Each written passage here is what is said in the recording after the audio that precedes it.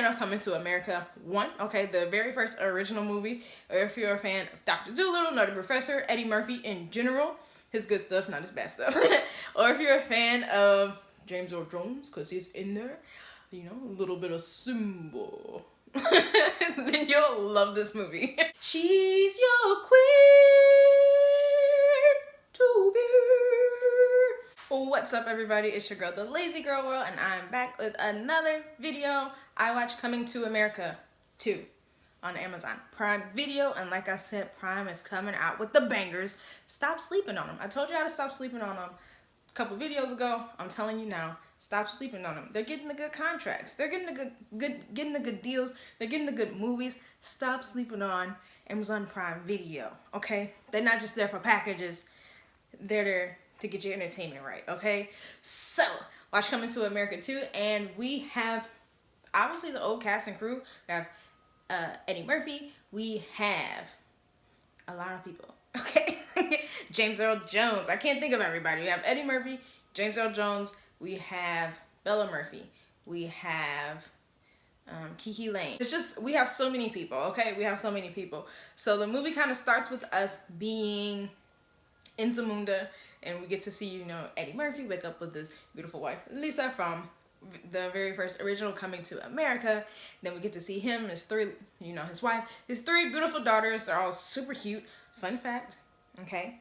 The middle daughter, the second daughter, is actually his real daughter in real life. And he actually made her audition for the part, which I get, because if you're doing a sequel for a movie that you said you were never going to do a sequel for, you want it to be really good, okay? You're not trying to drop the ball. Sequels are always kind of hit or miss. And, you know, especially with the comedy sequel, it is for sure 99% of the time a miss, okay? You saw The Hangover 1, and then you saw The Hangover 2, okay?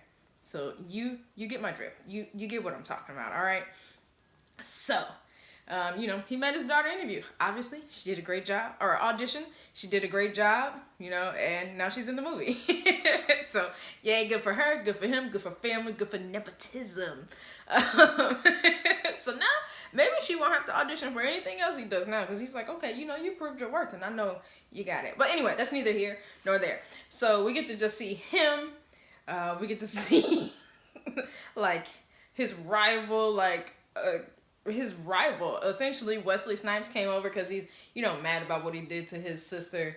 Has her barking like a dog for like 30 years. So Wesley Snipes comes through. He's like, you know, maybe we could have one of your daughters marry my son. And they were like, no. And he was like, well, we're gonna go to war. So during this time, though, this whole day, Eddie Murphy finds out he has a son. He's like, no, I did not sow my royal oats. And then they give us a flashback, okay? That's it shows a different story. He did indeed sow his royal oats, though he does not remember it that way. So he goes to find his son, bring him back to Zamunda, get him ready to be the now prince, because Eddie Murphy became the king, or, you know, that's not his name in the movie, but I can't think of it right now. But anyway, he becomes the king, and so now we got to bring back his son to be the prince, you know, the rightful heir, even though his oldest daughter was like, I thought I would be the heir. And he's like, oh, well, women, you know, cannot be the heir to the throne. And she's like, I thought you said you was doing things differently. Obviously, he did not do anything differently. So we get to see them getting the son ready, okay, getting him ready. That was a horrible accent, but we get to see them getting him ready to just kind of like be a strong Zamundian prince in the line of all the princes and kings and such, and get him ready to marry Tiana Taylor's character, which is Wesley Snipes' daughter. So the two nations can come together, stop the war, and, you know, be allies. And, you know, Eddie Murphy is like, if that's what the boy wants to do, yeah, he can marry her. And obviously he's just like looking with his eyes. He's like, yes, I will marry her. So he's getting them all together. But throughout the time, he kind of realizes, hey, I don't really want to be with someone that's just the body. I want to be with somebody for their mind. So he kind of gets close to his barber. I forget her name. But he gets close to her, the royal barber, and kisses her, and she's like, "Oh no, we shouldn't have done this." And he's like, "Oh, why not?"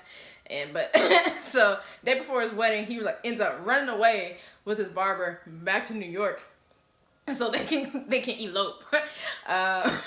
So a lot of things happen.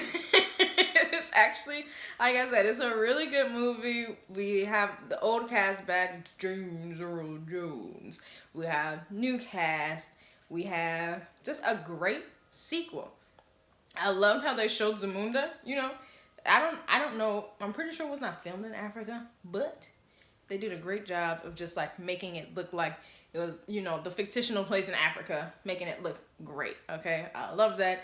All of the daughters were so beautiful. Even the youngest one, she was so cute.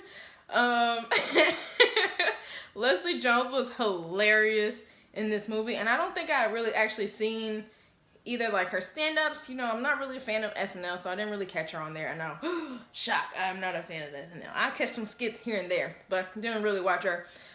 So I haven't really seen her movies either. She is hilarious. I mean, besides everybody else, she really brought the comedy, the comedic factor that this movie needed, which is why it was such a hit. It was the 1% hit for the comedy sequels, okay? It is not a Hangover 2. It is Coming to America 2 in its own lane all by itself. Yeah, I mean, obviously Eddie Murphy's amazing. He came through with the prosthetics on the face, did all the characters that he normally does. So, you know, if you're a fan of the Nutty Professor with the prosthetics, you're gonna like this. I mean, it was just a great overall movie. It did earn its PG-13 rating with some of the jokes, but it's nothing that it's nothing that lasts too long or a situation that you can't fast forward past, okay? And honestly, there's nothing, they're so short, there is no fast forwarding. It's just like, oh, okay. So, you know, like I said, it did earn its PG-13 rating with that. Not so much with the language. There might have been a couple of things, but nothing that would have you being like, okay, this is cutting it kind of close. They're pushing it to R. So, really good with that. Like I said, the comedy was amazing. All of the acting was amazing. I was excited to see Wesley Snipes in a movie that I've watched, you know, again, because haven't seen him in a lot of stuff. It's been, I was a wee babe when he stopped making the good movies to me.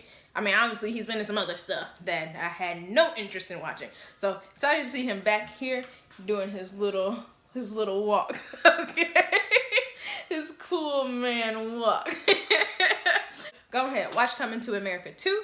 Coming to America 1 is also on there. So just come down in the comments. Let me know what you thought.